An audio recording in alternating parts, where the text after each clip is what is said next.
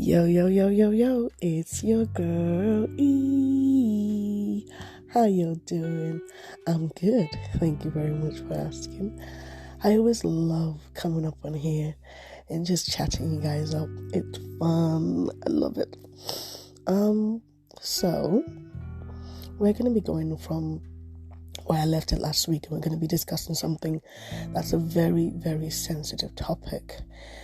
And that's domestic abuse. Oh, jeez. I know that a lot of us don't like talking about it. And it's not as hidden as it was a couple of years ago, but it's still very hidden, especially in, I would say, African homes. It might be that because your partner is well known in the community. It might be they're a deacon, it might be they're a pastor, and you hide it. I keep, and I talk about she, but, the wives usually. And that's because only once in my life have I ever met a man that was being abused. Mostly it's women. Men never talk about it. Can you imagine a man coming out and saying, my wife is hitting me? And it's not because the man can't hit. It's, the man so much just touches the woman back. And what you get is the police there because they're not going to believe a woman's abusing you physically. So they don't usually talk about it. But it happens a lot with women, and one of the things that always gets me, people say, oh, why can't you just leave? I laugh. You think it's that easy? Sometimes people think it's just easy to get up and just walk. With or without children, it's a really, really hard thing to do. It's really difficult, but people don't see that. They just assume that woman is weak. They assume that woman knows what's best for her, but she chooses to stay. Nobody. Can I just tell you something right now? Nobody chooses to stay in an abusive relationship. And it's funny what people consider abusive relationship. They always say, which is worse, physical, emotional. Why do we have to choose? But if I was to choose, I would say physical was easier. It's a hit here and then it's done. Might leave bruises, might be in pain, that's fine. But see the emotional one? Oh my goodness.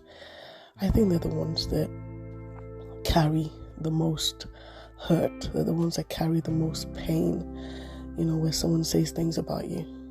Imagine living in a house with someone and all you ever hear day in, day out is you're worthless, you're useless. What is the benefit of you? Why don't you just kill yourself already? You're fat, you're ugly. So many of those things that people hear. And you're thinking, why would you stay when someone tells you that? Just go. Again, I'll say it again. It is not that easy to walk out of a relationship like that. People aren't blind, don't get me wrong. There's some relationships that you sit in and you can see how horrible it is because, the person you're with, they put you down in front of people. And the worst ones is when they put you down in the privacy of your own home. And you can't expose that yourself because you don't want anybody to look at you or you don't want anybody to judge you. So you were trying to protect yourself, then you're trying to protect your home. But the protection that you're putting in place, it's a wrong one, because a protection that you think is a protection is actually something that's damaging and hurtful and detrimental to your mental health. I meet a lot of women, and one of the issues that come from having a mental health or a mental breakdown is just emotional breakdown, and that's usually from relationships and finances, but mostly relationships. A lot of us put everything in our relationship. Sometimes you have a man and what you do, or maybe, a man that has a woman and you make them your all, where your happiness is based on this person. Whether you're joyful, whether you're sad, whether you're excited, everything is based on just one person. If you look around you, there's no one else that makes you as excited or as happy. Only this one person does. So what happens is, if this one person moves out of that circle of yours, you're left on your own. Now you have to understand this, right? Now, when you base all your happiness on one person, that person is given so much power that if they are not the best kind of person, then they can make your life really, really miserable.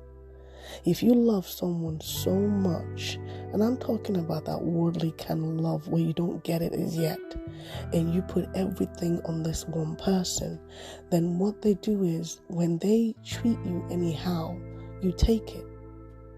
When they speak to you anyhow, you take it. Why? Because you love this person so much, you can't really see or fault them. And that's a problem. Now, within domestic violence, what we get a lot of men and women from African families where we do not want people in our business. And the problem with that is sometimes we tell people about what's going on and then our business gets everywhere. There's that fear of, if I tell this person, they're going to tell somebody. And that's true. So imagine if I have a best friend and I'm also your friend. So you tell me something. Sometimes what people do is they tell their best friend. But don't forget, their best friend also has other best friends. And before you know it, everything that you thought you told somebody in confidence is everywhere. So I can understand why you don't want to do that. Absolutely. Well, let me ask you a question. Right now, in the relationship that you're in, what is it like? I always repeat this and I'm going to say it again. I'm not here to break up relationships. Never that. There is a beauty in every relationship, especially when it works. And sometimes you can have challenges in your relationship, but if you can make it work, why not? The first option in any relationship that's gone sour or any relationship that's not going so well right now, the first option isn't to leave. The first option is to discover, yourselves again. If you got a marriage that's going really, really wrong right now, I want you to sit down and have that conversation. What are we not doing? What can we do? How can we change this? There has to be a point where you actually compromise. There has to be a point when both of you sit down and say, okay, fine, it's not going well. It's not. What are we going to do? All right, fine. What about cancelling? Have you thought about cancelling? Some people always say that, once a beater, always a beater. Once a cheater, always a cheater. And I had that mindset a long time ago. And a part of me still has that mindset. And I'm trying to change it.